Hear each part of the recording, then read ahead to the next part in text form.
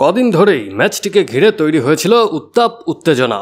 ইউরোপের সফলতম দুই দলের লড়াই নিয়ে ছড়িয়ে পড়া রোমাঞ্চ যে ভুল ছিল না সেটিই যেন প্রমাণ হলো আজ। উত্থান পতন এবং ঘুরে দাঁড়ানোর ধ্রুপদী লড়াইটিতে অবশ্য শেষ পর্যন্ত জেতেনি বায়ার্ন মিউনিখ ও রিয়াল মাদ্রিদের কেউই। মিউনিখে চ্যাম্পিয়ন্স লিগ সেমিফাইনালের প্রথম লেগের জমজমাট ম্যাচটি ড্র হয়েছে 2-2 গোলে।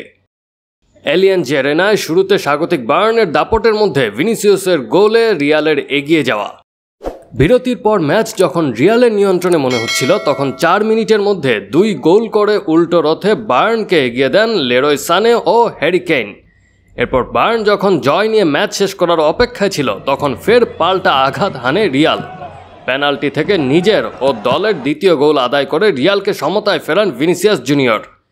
এই সমতাতেই শেষ হয়েছে প্রথম লেগের লড়াই। ঘরের মাঠে ম্যাচের প্রথম মিনিট থেকেই নিজেদের উদ্দেশ্য স্পষ্ট করে বায়ার্ন।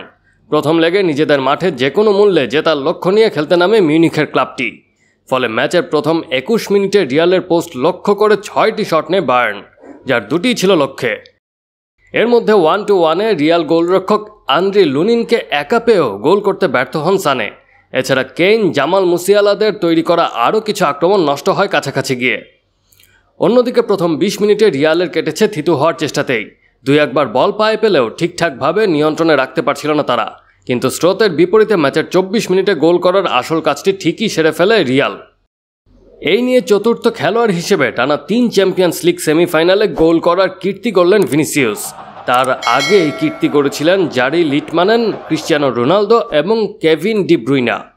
প্রথম আধা ঘন্টা পেরোনোর পর অবশ্য ধীরে ধীরে ম্যাচে নিজেদের ছাপ রাখতে শুরু করে রিয়াল, বল পায়ে রেখে চেষ্টা করে আক্রমণ সানানোর। এ সময় বায়ার্ন রক্ষণে কয়েকবার হানা দেওয়ার চেষ্টাও করে তারা, যদিও দ্বিতীয় গোল আদায়ের জন্য সেসব যথেষ্ট ছিল না। এরপরও প্রতিপক্ষের মাঠে এগিয়ে থেকেই বিরতিতে যায় রিয়াল। বিরতির পর রিয়াল চেষ্টা করে ম্যাচের নিয়ন্ত্রণ রাখার। শুরুতে কয়েকটি সুযোগও তৈরি করে তারা, যদিও মিলছিল না দ্বিতীয় গোলটি। উল্টো ম্যাচের 53 মিনিটে দারুণ এক গোলে বায়ার্নকে এগিয়ে দেন সানে। এই গোলের রেশ কাটার আগেই বায়ার্নকে পেনাল্টি উপহার দিয়ে বসে রিয়াল। বক্সের ভেতর জামাল মুসিয়ালাকে লুকাস ভাস্কুয়েজ ফাউল করলে পেনাল্টিটি পায় বায়ার্ন। লুনিনকে উল্টো দিকে পাঠিয়ে বায়ার্নকে 2-1 গোলে এগিয়ে দেন কেইন। এই গোলে বায়ার্নকে এগিয়ে দেওয়ার পাশাপাশি চ্যাম্পিয়ন্স লিগের এবারের আসরে যৌথভাবে সর্বোচ্চ গোলদাতাও হন কেইন।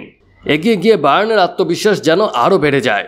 দারুণ কিছু আক্রমণে রিয়ালের উপর বেশ চাপ তৈরি করে টুখেলের দল। এ সময় তৃতীয় গোলের জন্য মরিয়া হয়ে চেষ্টা চালিয়ে যায় তারা। কয়েকবার অল্পের জন্য হতাশ হয়ে ফিরে আসতে হয় বায়ার্নকে। অন্যদিকে বায়ার্নের দাপটে সুযোগ তৈরি করতে কষ্ট হচ্ছিল রিয়ালের। তবে রিয়ালের চ্যাম্পিয়ন্স লিগ সৌভাগ্য ঠিকই ম্যাচে ফিরিয়ে আনে তাদের। ম্যাচের রূপ ফের বদলে যায় 83তম মিনিটে রিয়াল পেনাল্টি পেলে। স্পট কিক থেকে নিজের দ্বিতীয় গোল করে রিয়ালকে সমতায় ফেরান ভিনি।